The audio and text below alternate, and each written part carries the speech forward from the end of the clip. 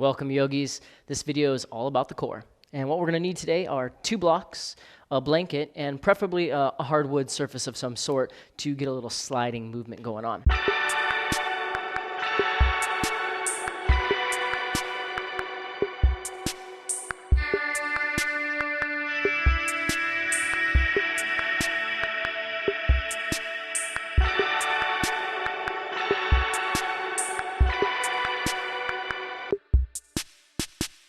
We're going to look at it anatomically first and foremost. So understanding the anatomical alignment and structure of the core so that we can use the right muscles that will help us in our yoga practice.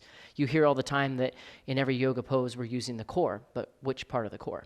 So we'll talk about that a little bit, kind of show you some different anatomical approaches to it, and then we'll do some exercises that are relative to arm balances, inversions, and the rest of your yoga practice. So first and foremost is understanding the core, the major parts of the core. So the first thing we look at when we think of core, we think about our six-pack type abs. The abs at the front side of the body, the rectus abdominis. Now these muscles are used for doing one thing, and that is for flexing, bending, or crunching the spine, creating a round. And as you know, our yoga practice, very rarely do we actually round the spine. So what we really want to do is neutralize our pelvis. And to do that, you have to understand your own body first and foremost. You're either built like me with an anterior pelvic tilt, or you most likely have a posterior pelvic tilt, where the pelvis tilts back. And we want to be right in between those two places. So if you're more like me, we need the hip points to come upward. If you're more down like this, the hip points need to come forward. And the muscles that actually help create that pelvic, neutral pelvis are the transverse abdominis. And these are muscles below the rectus abdominis that run in a transverse pattern. Now the muscles attach at the front of the pelvis and at the lower ribs. And when these muscles contract, they pull together and they knit the ribs and the hips. This is also what helps initiate Uddiyana Bandha and Mula Bandha, which we'll get to eventually. So when we learn to turn these muscles on, we are now protecting the lower back and stabilizing the spine. And these are the core muscles that we really need to hit in all of our yoga practice. So first way to find this is to just stand Tadasana. Big toes together, heels separated a little bit, and just stand naturally and notice what your pelvis wants to do, forward or back. And we'll try to get the hip points to lift up toward the ribs. Now, I like to initiate the movement from the inner thighs, rooting through the pelvic floor. So what I want you to do is energetically press your heels out. Whenever I say energetically, I'm referring to something that you feel, but we don't necessarily see. So the heels will press out, the thighs will draw in. This will help neutralize the pelvis. Next, what we have to do is notice that the belly wants to stick out, if you're built like me. So we want to take the hip points and the ribs and bring them together. And we don't tuck the butt because there's no glute engagement here. Instead, what we're doing is knitting the ribs by pulling the hip points up, drawing the waistline in. If you've practiced with me, you know I call this the bathing suit belly. Imagine you're wearing a bathing suit and it tightens up, right? Or a tight pair of jeans coming on. Even us guys wear skinny jeans these days. So tight pair of pants, pulling up in nice and tight, that initiates transverse abdominis. All right? How can we feel that? Well, one thing we can do is we can lie down on our backs. So go ahead and lie down so that your lower back is gently off the mat. It's a natural position because we have a lumbar curve in the lumbar spine, a lordotic curve. So what we're going to first do is bring the big toes together. Next, I want you to try and draw the navel point down to the spine. That's probably a familiar cue for most of you. So draw the navel point down, try to press the lower back towards the mat.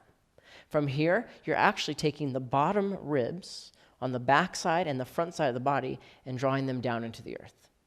This very subtle engagement is actually very challenging. You might actually feel your body shake, build some heat. You might have the tendency to hold your breath. So obviously I'm speaking, so my breath is still flowing. I want the same to happen for you. So as you draw the navel point down, you pull the ribs toward the earth and take 3 deep breaths.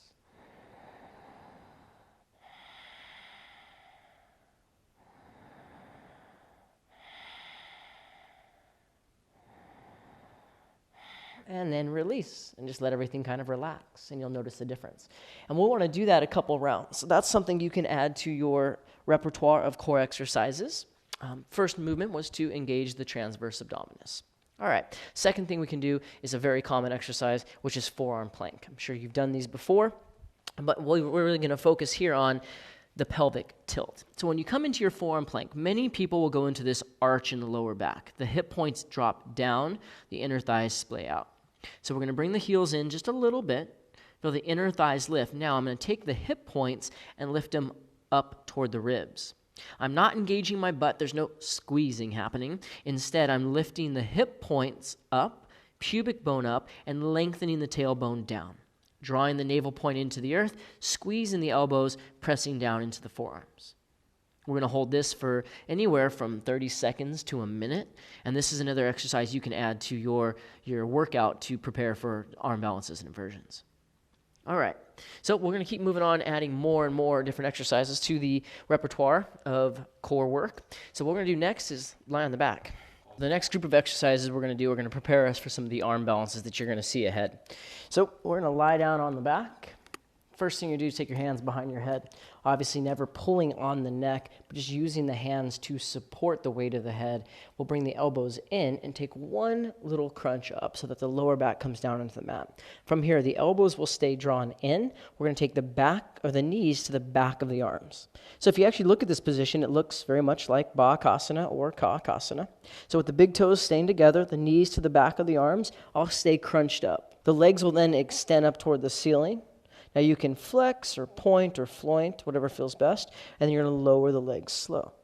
With an exhale, we'll crunch the legs back up. And we'll coordinate this with the breath. Inhale, extend. Exhale, lower, keeping the lower back flat on the mat. Take an inhale, look at the toes, and then exhale, crunch and squeeze. Inhale, extend. Exhale, lower. Inhale, looking at the toes. Exhale, crunch nice and tight. We'll do that one more time. Inhale, extend. Exhale, lower. Inhale there, exhale, crunch and squeeze. Good. Next exercise we're going to do is going to be helpful for the crunch to the elbows, which we do often in our practice. That helps with some of the arm balances that we'll see. So we'll take the same side, elbow to knee, more tricep to the knee. The opposite leg will extend straight. I'm going to keep the crunch position, lower back flat on the mat, and I'll take the right leg up and down for 5, 4, 3, 2, and 1. And then switch to the other side. Right tricep connects to the right knee. Left leg extends 5 times using the breath. Exhale, bring it up with the crunch. Inhale, lowering. Exhale, crunch. Inhale, lower. Exhale, crunch. Inhale, lower. One more time. Exhale, crunch. Inhale, lower. Good.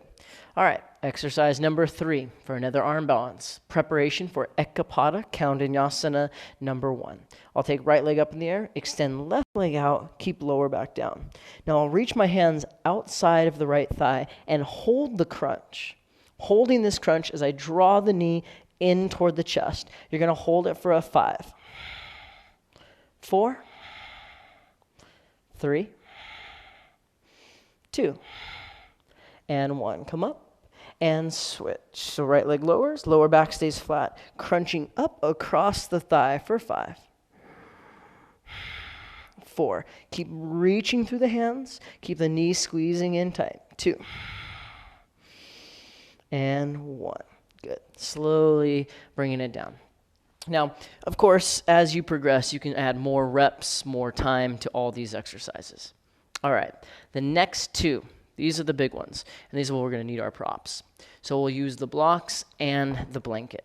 So the first one you may have seen, and they are known as Prostration Variations. So what I like to do is fold the mat in half, so that's where my hands will go. I'll place the blanket right next to the mat. What we'll do next is come into a pike position, and we're just going to move in and out using the core to draw the toes toward the wrist. So I'll start in a forward fold position. If you are lacking the hamstrings flexibility today, allow a little bend in the knees. Good. We're going to slide out into a plank position. When you're in that plank, hip points up, navel point in. Taking an inhale breath. Exhale, crunch and pull those toes up. We're using the muscles of the hip flexors, the rectus abdominis, the lower abs as well. So we'll slide back out to a plank, inhale, and then exhale, toes to the wrist. Inhale, slide it out. Exhale, crunch it up. Inhale, exhale. 5 to 10, inhale breath. Exhale, lift. Keep those hip points up, keep the belly in. Inhale, and exhale. Excellent. Okay, So again, something you can keep adding to, keep building on with. The next thing we're going to do, and I like to use the blocks. They're not necessary, but they're helpful. They help create a little lift. So I'm going to place the blocks right next to the hips. The heels will be on a movable surface, which would be a towel or blanket, just like we did. I'm going to come into, I call these pike-ups or low Asana variations. So we're going to press down in the hands. As we do this, the shoulder blades come down, so we rise up. So I want to clear the butt from the mat. From here, I'll take an inhale, and then exhale. Pull it up. Inhale, slide it out. Exhale, the hips move back as I press down into the blocks. Inhale again when you're here. Exhale, press and lift. Inhale.